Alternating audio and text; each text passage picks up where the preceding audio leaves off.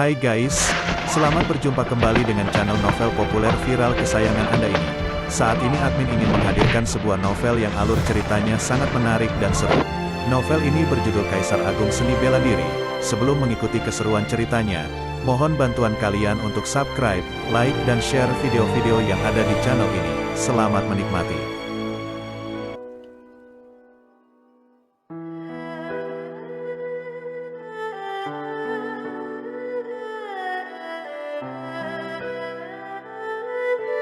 Kaisar Agung Seni Bela Diri, Bab 420. Kembali, kamu. Ekspresi Sisa Roh Hongtian menjadi sangat suram.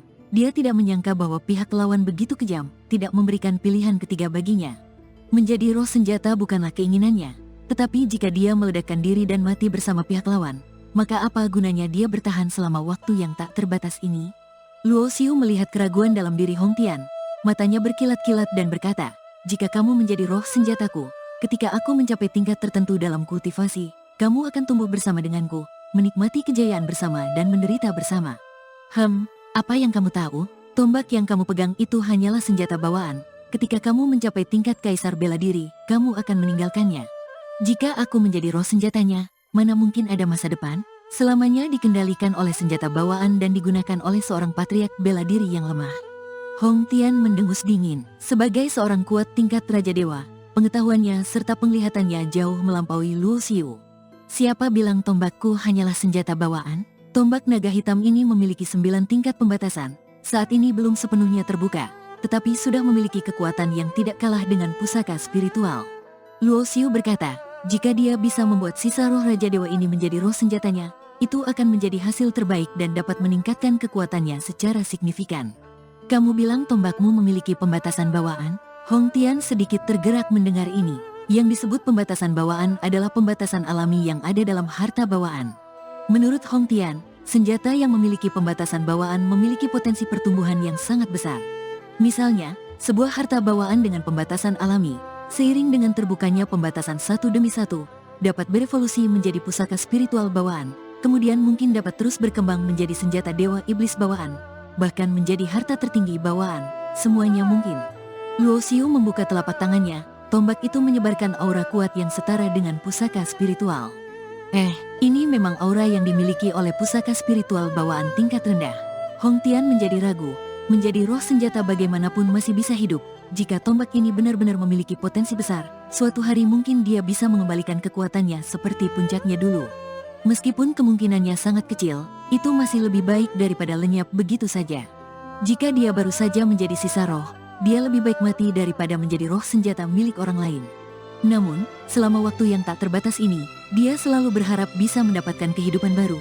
Semakin lama waktu berlalu, semakin takut dia mati, tidak ingin membuang waktu yang tak terbatas untuk menunggu. Baiklah, aku setuju. Dalam pilihan antara hidup dan mati, akhirnya Raja Dewa Hongtian melepaskan martabatnya sebagai Raja Dewa dan memilih menjadi roh senjata untuk terus hidup. Luo Xiu melihat dia setuju, tetapi masih waspada. Tombak naga hitam dilemparkan ke udara, berubah menjadi bentuk naga hitam, membuka mulutnya dan menelan sisa roh Hongtian.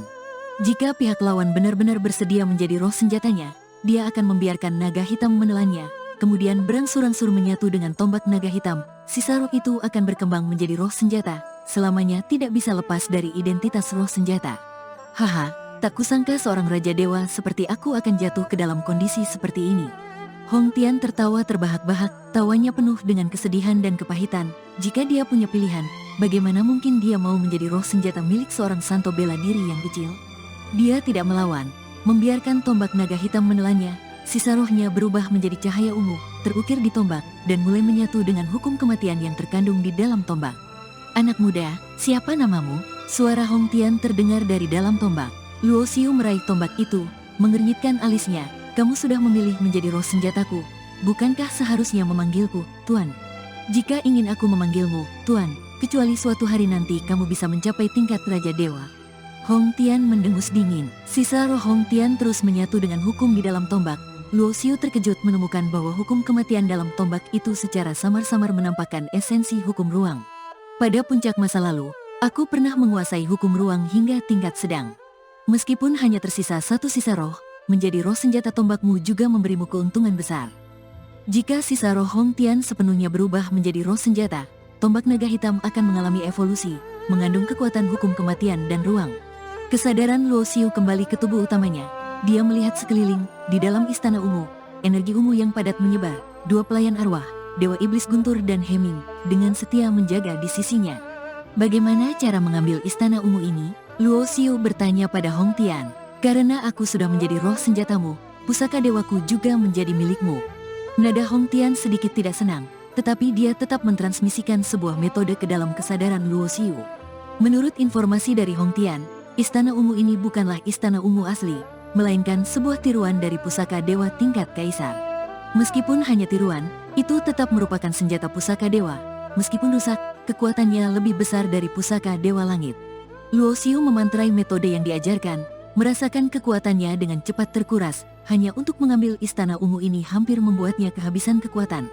Dia menyimpan istana ungu ke dalam kesadarannya, sumber jiwanya bersemayam di dalamnya, tak tertembus oleh hukum apapun. Hal yang membuatnya agak menyesal adalah, ketika tubuh Hong Tian hancur, cincin penyimpanan miliknya juga hancur. Semua harta benda yang dibawa serta oleh Hong Tian hancur menjadi debu.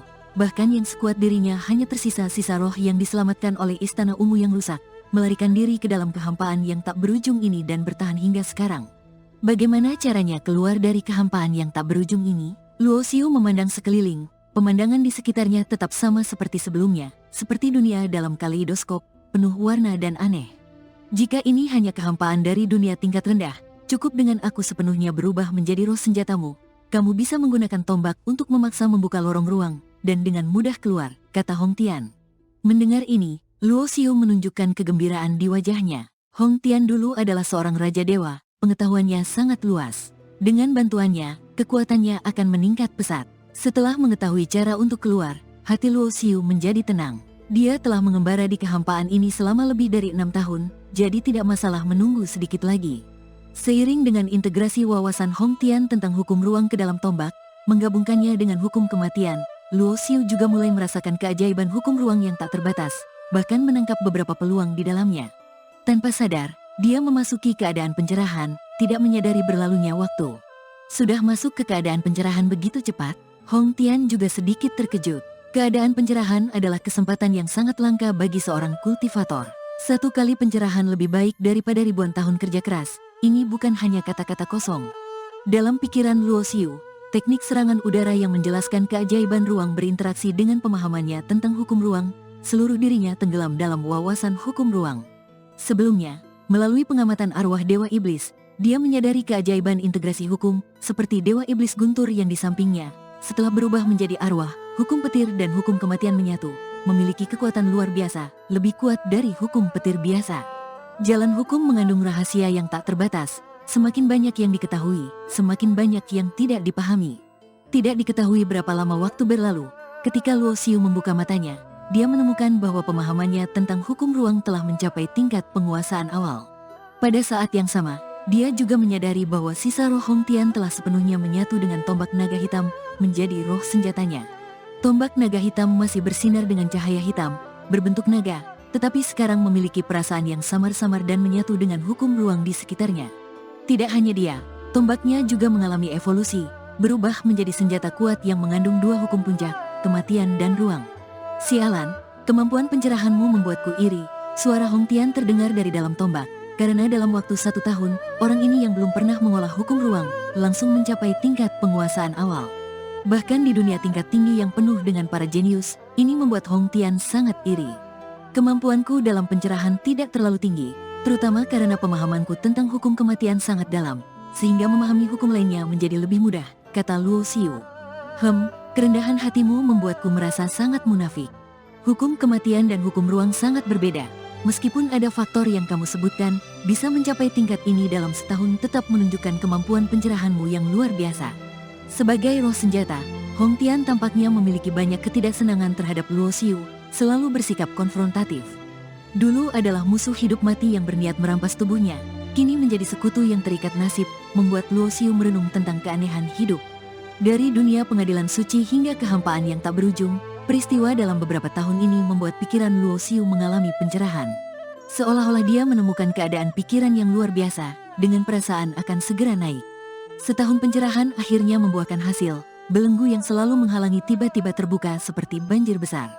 Boom! Sebuah aura kuat tiba-tiba meledak dari tubuh Luo Xiu, menembus belenggu kultivasi, mencapai tingkat patriark bela diri. Pecahkan! Dengan kekuatan yang disalurkan ke dalam tombak naga hitam, dia memukul, kehampaan yang penuh warna dan aneh itu dihantam terbuka, menciptakan lorong hitam. Bagi seorang kuat dalam jalan bela diri, 7 tahun lebih tidaklah terlalu lama. Bahkan jika ditambah waktu Luo Xiu di dunia pengadilan suci, hanya sekitar 9 tahun, kurang dari 10 tahun. Sejak dia menggunakan formasi teleportasi untuk pergi ke dunia lain, kekuatan di alam samudera bintang telah mengirim orang untuk menyelidiki dunia di sekitar dunia luar angkasa. Namun, dunia lain sangat menolak kedatangan kultivator dari luar, sehingga pencarian oleh tempat suci tidak berjalan lancar. Tetapi kekuatan tersebut tidak menyerah. Mereka yakin bahwa Luo Xiu pasti akan kembali, dan jika dia ingin kembali, dia pasti harus melewati dunia luar angkasa, lalu menggunakan formasi teleportasi kembali ke alam samudera bintang. Oleh karena itu, kekuatan tersebut menambah jumlah orang yang berjaga, sambil berlatih di dunia luar angkasa, dengan hati-hati memperhatikan apakah ada tanda-tanda kemunculan Luo Xiu. Suatu hari, di suatu tempat di dunia luar angkasa, langit yang retak dipenuhi petir. Tiba-tiba, suara gemuruh yang menggetarkan bumi menggema, sebuah cahaya tombak berbentuk naga hitam menembus langit, menghancurkan langit yang retak itu sepenuhnya. Swos, sebuah sosok muncul dari langit yang hancur, berjubah hitam, memegang tombak, dengan aura yang dalam dan kuat.